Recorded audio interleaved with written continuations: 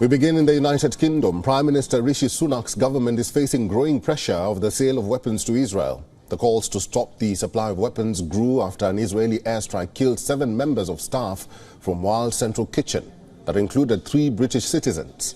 The UK's Foreign Secretary David Cameron has said Israel cannot take UK support for granted. However, over the debate of sending arms to Israel, Cameron has remained silent. This stance has been criticised by former Prime Minister Boris Johnson.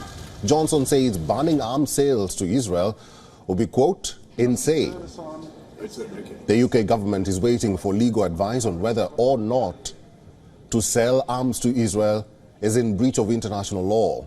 Sunak is also facing calls to reveal any legal advice he has been provided with on whether or not the Israeli government has breached international law. According to Chairperson of UK Parliament's Foreign Affairs Select Committee, Alicia Keynes,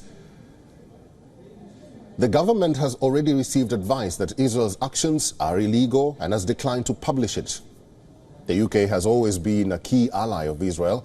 However, after the killing of British citizens in Gaza, public sentiment has taken a U-turn. Opposition parties Labour, the Liberal Democrats and the Scottish National Party have called for the suspension of arms sales to Israel. If government lawyers say it is illegal, Sunak released a statement after the attack in which he said he is appalled by the killing of aid workers and demanded thorough and transparent independent investigation into what happened. However, he stopped short of blocking arms sales to Israel. According to Defense Secretary Grant Shapps, defense sales to Israel are not that big in size when compared to the United States and Germany. If UK decides not to send Israel weapons, it will be a significant step in Britain's foreign policy. Also, it will set Britain apart from a number of its allies. UK Foreign Secretary has faced accusations of hiding from scrutiny amid questions about the UK's arms sales to Israel.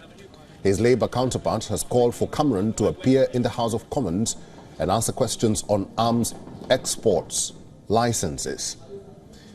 Meanwhile, in the US, former House Speaker Nancy Pelosi signed a letter from dozens of congressional Democrats to President Joe Biden and Secretary of State Antony Blinken, urging a halt to weapons transfers to Israel.